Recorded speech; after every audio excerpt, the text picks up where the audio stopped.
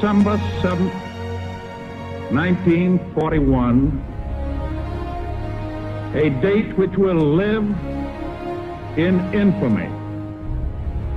The United States of America was suddenly and deliberately attacked by naval and air forces of the Empire of Japan.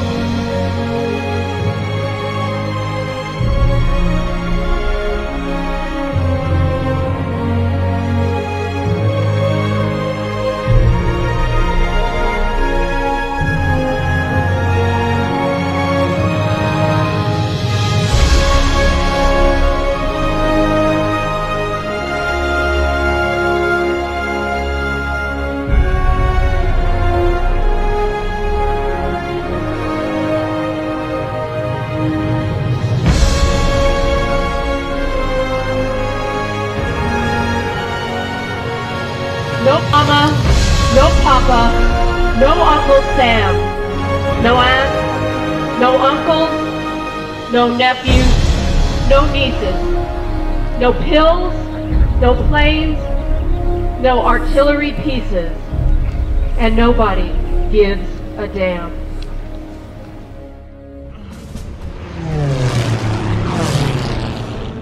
Pearl Harbor was bombed early one Sunday morning, which meant that it was still nighttime in the Philippines.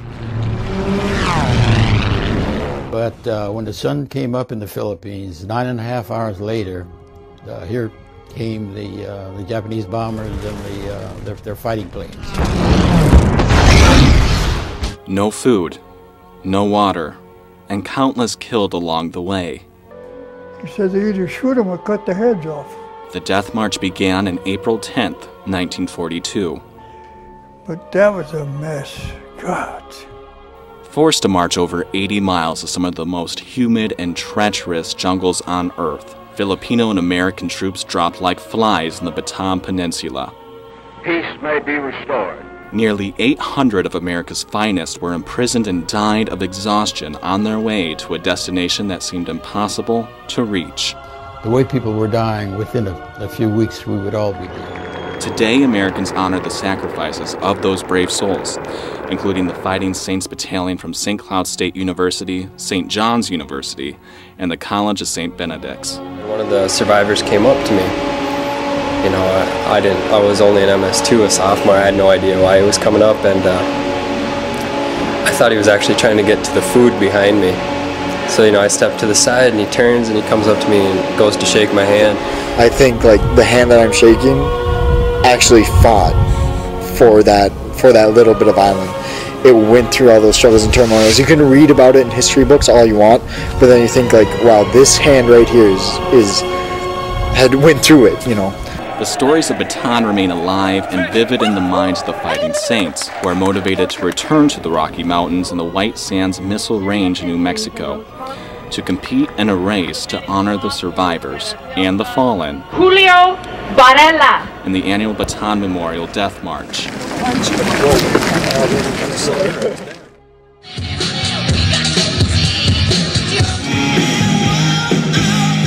I think the original training started back in November. The Fighting Saints are about to face their most challenging task, a task they have been preparing for months. Before the training started, myself and my assistant captain, Connor Jebry. However, the preparation for team captain Jake Lillehog began months before training. Met multiple times with Mr. DeJesus. Training for a grueling marathon requires careful planning. We do a little bit of research in the running world. Improvements are made. And we went over last year's training guidelines. We tweaked them a bit. We did tweak them. Each year we can always improve on a little bit.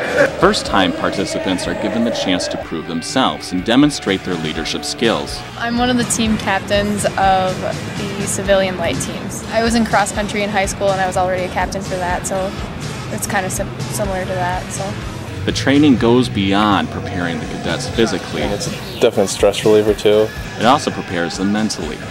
Yeah, I just keep telling myself, like, you can do this, and just knowing that even though we're an individual, I have three people that I know are going to push me. And for our team, we did really well, and we were really good at keeping our spirits up and had high morale, so it was a lot of fun. As mind-numbing as it may sound, running also prepares the cadets in other aspects of life. It's a relief. It's nice to be out there running with people, and you make friends that way too. A mental challenge some were able to overcome. Miles, I was like, yes, I just ran 15 miles. It's the most greatest thing ever. Meet Maya Stewart. That's it. A year ago, Stewart would not have thought what she's capable of today. Last year, I was your average college freshman. I went out, I had a good time. Stewart also found the life-changing opportunities that were one click away. The St. Cloud State website just looked at one of the majors and it had military science, which I clicked on. Today, ROTC has made an impact on Stewart's life. I would describe them as a family. I feel like if you didn't push me, or if you didn't push yourself, you wouldn't have pushed me, and I wouldn't have pushed myself. None of this would even be possible without the inspiration of her team. I think me and Leah definitely had to feed off one another to get us to this point because... We just met this year. We're both transfer students at St. Cloud, so we just met this year, but we did Ranger Challenge together too, so we gotten pretty close. Yes. On and off the track, teamwork is what makes the Fighting Saints resilient. Normal. Hey, don't you be thinking I'm doing that. The Fighting Saints have 4 teams working tirelessly to bring home victory. They include ROTC Light Division, 2 teams under the ROT Civilian Division, and making their debut is a heavy ROTC division, a division which requires participants to wear full military uniform while carrying a 35-pound rucksack.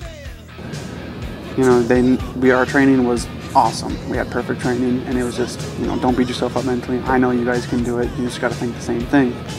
You know, and I just tried to lead from the front the best I could. And the challenges all 4 teams and individual runners faced during training did not prepare them for what was to come. And a few chances of snow. The snow is really coming down at a pretty good clip right now.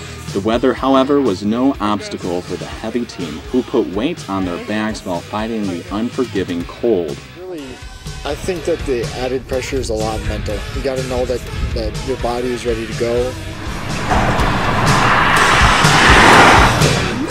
Thankfully, the skies and roads cleared just in time for their longest run. Ready? Your mile pace is crazy fast, just so you know. I took us 50 minutes, PJ. Whatever. We did a practice 22-mile run, and we ran for 2 hours solid.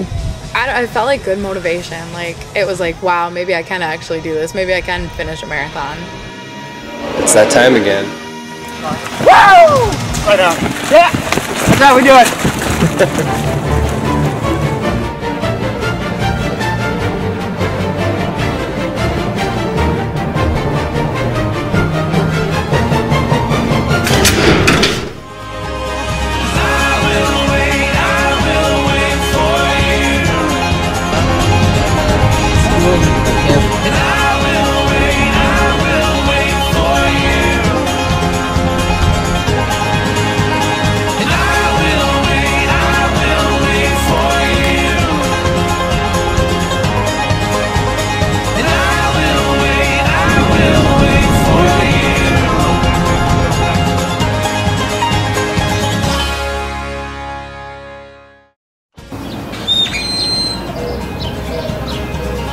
When dawn rises over the Rocky Mountains, the Fighting Saints were eager to fit in one more mile before the big race. Alright guys, bring it in just a little bit. Keep stretching on your own. I'm going to go through this real quick so you don't have... Cadets were culture shocked, having traveled from Minnesota's winter weather. Gosh, this is a little nicer than Minnesota. Yes. To New Mexico, where temperatures were as warm as 80 degrees. No worries, I had fun with individuals here? Yes.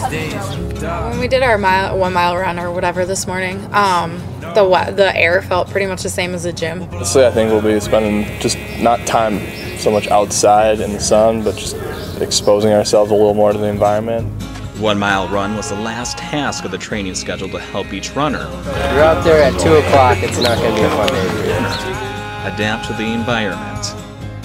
This is my first time in New Mexico. This is my very first time here. One whole unit, just like we do every year. But those who have been here before know what to avoid.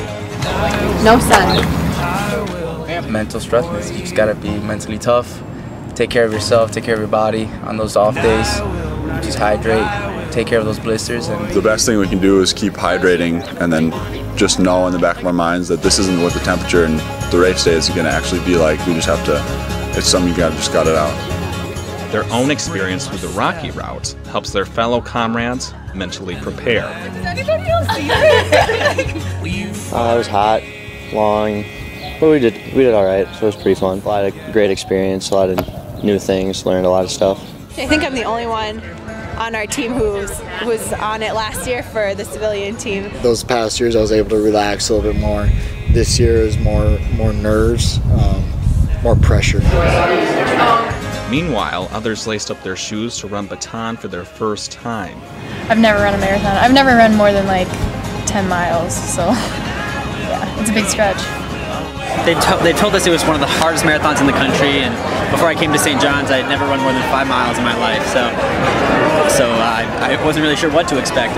As the Fighting Saints were about to take off on their 1 mile run, the captain made sure they had the focus of the game in mind. Things you need to know.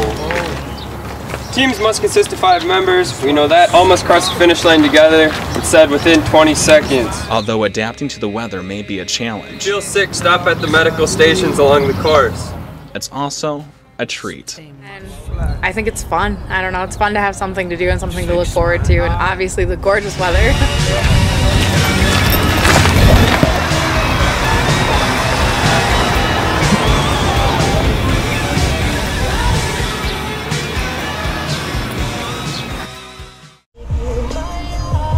Arriving before dawn, thousands of military members from all branches and civilians joined each other. Sailors, airmen, and Marines. For the same purpose. Just briefing up on the history. Yes, the race is important, but just thinking of the actual veterans that went through this, it means a lot more. No more indoor tracks. Any issues with the next turn? No more training.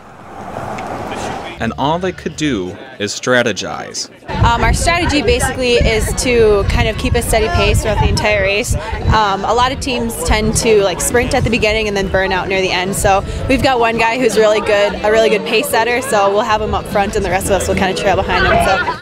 I was thinking about sprinting through the sand pit. Sprinting. That's our game plan. For a mile through the game. Yes. That's the game plan. No. Or swim. Just stay towards the edges on everything. Crawl, maybe. Yeah. Army crawl. An hour. I think we should low crawl through the sand pit. A mile of low crawl. How cool would that be?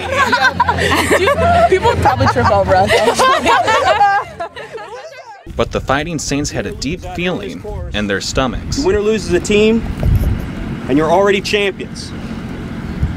But the one thing you've got today that most people don't have is you got a chance at something else. You got a chance at greatness. And that doesn't, you're ready? Don't be nervous. You've trained for this. You're at the razor's edge. Let's go achieve something great. Cool? Fighting Saints on 3. 1, 2, 3. Fighting Saints! There you go. Let's go. As the American flag waved in the wind, the story of Bataan came to life for the 24th time. Later, the Stars and Stripes joined the runners on the route. Nearly 4 hours later, the Fighting Saints began crossing the finish line. Hurt and fatigued. I don't have much. Oh, I should. Do I have a rash? You should get that, Emilio. Look at that sweat stains there. Sorry. Stop it, Mark. Ow. Get that off me. I'm tearing hair out of my knee. That's what flat feet does to you. But pleased to have accomplished their goal. I'm really proud of my team. And what awaited for them was their biggest inspiration. Wow. Oh. As well as strong. An inspiration that led them to success. It was, I think, a very rewarding experience just to be able to say that this is what I did. I ran a marathon up and down a mountain in New Mexico. It's really just incredible. It was a lot of fun at the beginning. As soon as we got to the uphill at about mile 7 or mile 8, it killed. You looked back and you realized that you were going uphill for already a couple miles. So that was mentally drained, but as soon as we got around that curve at about mile 13 or 14, we started going downhill and we just started flying. It was a great feeling, and then towards the end, seeing the finish line, there's nothing like it. They left sweat behind, but they are bringing stories back home. So many things happen out there. It's like an emotional whirlwind. Others weren't able to bring their title home. Just had to make one of the hardest decisions I had to make in my life. But it turned out to be one of their most valuable experiences of their ROTC careers. Well, I think it's a good representation of what kind of decisions you have to make when you're a leader and when you're communicating with others and other officers, especially because that's what we're all training to do. So you always have to be able to communicate well with your soldiers and your fellow officers, and I think we all learned a lot about that today and learned a lot about respect for each other. They demonstrated a sense of character and comrade. We talk about doing amazing things, right? Because I'll tell you, they did an amazing thing there. They held on to the last man, and I challenge anyone to do the same, okay? That's what we did. The story of Bataan lives in the Fighting Saints and helps them live up to the warrior of ethos.